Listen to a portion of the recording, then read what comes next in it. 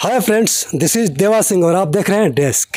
Friends, about to, going to और shift to, इन तीनों के इस्तेमाल में काफ़ी कन्फ्यूज़न रहता है। अबाउट टू का इस्तेमाल कहाँ करेंगे, गोइंग टू का इस्तेमाल कहाँ करेंगे और सिर्फ टू का इस्तेमाल इज़ आर एम के बाद या वाज वर के बाद कब करेंगे, कैसे करेंगे। तो जैसे सेंटेंसेस हम बोलते हैं कि वह नहाने वाला है, वह नहाने वाला है, तो इसको हम कैसे बोलेंगे। He is going to take bath, he is about to take bath या he is to take bath, किस तरह से बोलेंगे हम। इसमें ही कन्फ्यूज़न रहता है, स्टूडेंट्स को काफ़ी कन्फ्यूज रहते हैं सारे के सारे कि सर क्या लगाए, अबाउट टू लगाए, गोइंग टू या सिर्फ टू। तो मैं आपको बता दूं कि इंग्लिश एक लैंग्वेज है, स्पीकिंग लैंग्वेज। तो आपको स्पीकिंग करना है तो आप इसमें से कुछ भी बोल दो, सबका मतलब लगभग एक ही निकलता है। लेकिन अगर ग्रामर के रास्ते अगर आपको इंग्लिश सीखना है कि ग्रामर सही होना चाहिए, ग्रामर भी सही होना चाहिए, तो मैं बता दूं कि अबाउट टू, गोइंग टू और टू का इस्तेमाल अलग अलग जगह पर किस तरह से किया जाता है। जब हम बोलते हैं कि वह नहाने को है, नहाने को है यानी कि अब एकदम पूरी तैयारी है, सिर्फ 1% दूर है नहाने से, यानी कि नहाना शुरू करने वाला है, तो वो नहाने को है। जब इस तरह से आए, वो नहाने को है, वो जाने को है, वो खाने को है, तो को है आ जाए तो फिर हम टू का इस्तेमाल करेंगे, सिर्फ टू का। He is to bath. अगर हम बोलेंगे कि वह नहाने वाला है, he is going to take bath. अगर हम बोलते हैं कि वो नहाने वाला ही है, यानी कि नहाने को है से 1% और पीछे, यानी कि सिर्फ 2% की दूरी पर है, तो he is about to take bath. Okay friends, जब वही चीज़ आ जाए कि वो जाने को है, खाने को है, पीने को है, सोने को है, कूदने को है, तो को है आ जाए तो सिर्फ टू का इस्तेमाल करेंगे इज़ आर एम के बाद। अगर वही आ जाए कि वह जाने वाला ही है, वह खाने वाला ही है, वह कूदने वाला ही है, तो हम अबाउट टू का इस्तेमाल करेंगे। अगर वहीं पर आ जाए कि वो नहाने वाला है, खाने वाला है, जाने वाला है, सोने वाला है, पढ़ने वाला है, पढ़ाने वाला है, तो फिर वहाँ पर हम गोइंग टू का इस्तेमाल करेंगे। ओके फ्रेंड्स, फिर भी मैं ये कहना चाहूँगा कि आप बोलते वक्त बिल्कुल ही कंफ्यूज ना हो, सोच में ना पड़ जाए कि यार यहाँ पर हम गोइंग टू का इस्तेमाल करें कि टू का इस्तेमाल करें या अबाउट टू का इस्तेमाल करें। बस तीनों में से जो भी आपके जहन में पहले आए आप बोल डालो। इंग्लिश बोलना है, बस पहले बोलना तो शुरुआत करो, बोलने की शुरुआत तो करो, फिर बाद में धीरे धीरे ग्रामर समझ के अपना सुधारते रहना अपना लैंग्वेज। पहले लैंग्वेज की शुरुआत तो करो। तो बोलना ज़रूरी है, बोलने की शुरुआत करनी ज़रूरी है। आपने हिंदी सीखी थी तो क्या ग्रामर के साथ सीख के बोलना शुरू किया था आपने? जब आपने हिंदी सीखी थी या बोलना शुरू किया था तो क्या आपने ग्रामर के साथ ही बोलना शुरू किया था जब आप 3 साल के 4 साल के थे? नहीं, टूटी फूटी बोलते थे, गलत शलत बोलते थे, फिर बोलते बोलते बोलते बोलते आपको समझ में आते गया कि क्या सही क्या गलत, फिर आप उसके बाद बोलते गए। इसी तरह से इंग्लिश भी एक लैंग्वेज है जिसमें हमें ग्रामर्स पर ज़्यादा फोकस करने की ज़रूरत नहीं है। ओके फ्रेंड्स, ग्रामर्स पर फोकस करने की ज़रूरत नहीं है। अगर किसी अंग्रेज़ को पूछा जाए कि what is proper noun, what is material noun, अगर वो ना बता पाए तो इसका मतलब हम क्या समझेंगे कि उसको इंग्लिश नहीं आती है? आती है। इंग्लिश एक लैंग्वेज है। अगर आप ग्रामर के पीछे भागेंगे तो लैंग्वेज को कभी नहीं सीख पाएंगे। कोई भी ग्रामर का एक एक चीज़ सही सही सीख कर और पूरी तैयारी के साथ किसी भी भाषा को बोलना शुरुआत नहीं करता है, वो बस बोलना शुरू कर देता है, फिर बाद में धीरे धीरे जानकारी होती जाती है।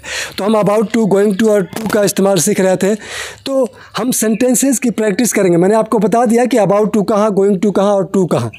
तो इस तरह से हम सेंटेंसेस की शुरुआत करते हैं। वो जाने को है, ही इज़ टू गो।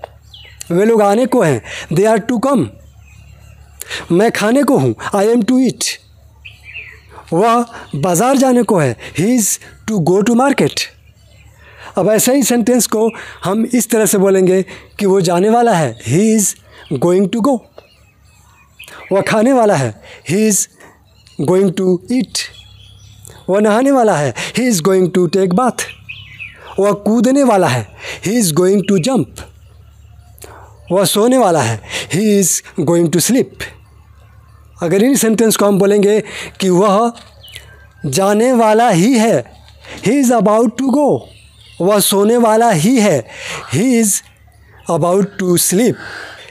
वह नहाने वाला ही है, he is about to take bath. वह आने वाला ही है, he is about to come. वे लोग जाने वाले ही हैं, they are about to go. Okay friends, अब इसी में अगर हम नेगेटिव इंट्रोगेटिव की बात करें कि वह आने वाला नहीं है, he is not going to come, not लगा देंगे बस।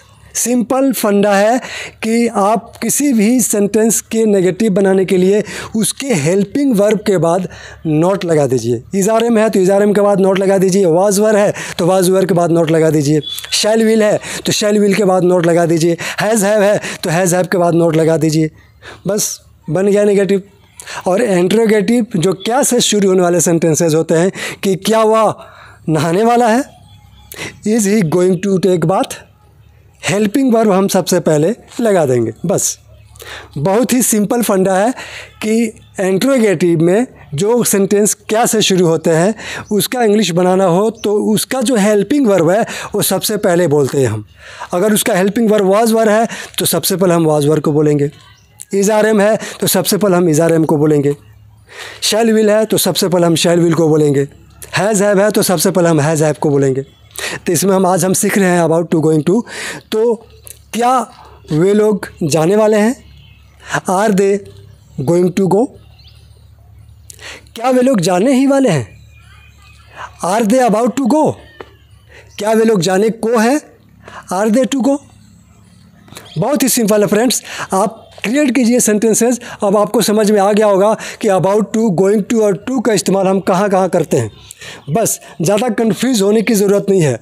अगर आप समझ गए तो फिर सही से बोलिए, अगर फिर भी नहीं समझ में आया है तो ये तीनों में से जो भी आपको याद आता है, आपके जहन में सबसे पहले आता है, उसको आप बोल डालिए। इंग्लिश बोलते वक्त ग्रामर के बारे में मत सोचिए। अगर आप ग्रामर के बारे में सोचने लगेंगे तो इंग्लिश कभी नहीं बोल पाएंगे। ओके फ्रेंड्स, सो जब भी आप इंग्लिश बोलने की कोशिश करते हो तो आपके जहन में जो भी आता है वो बोल दो। आप ये मत देखो कि मैं गलत बोल रहा हूँ कि सही बोल रहा हूँ।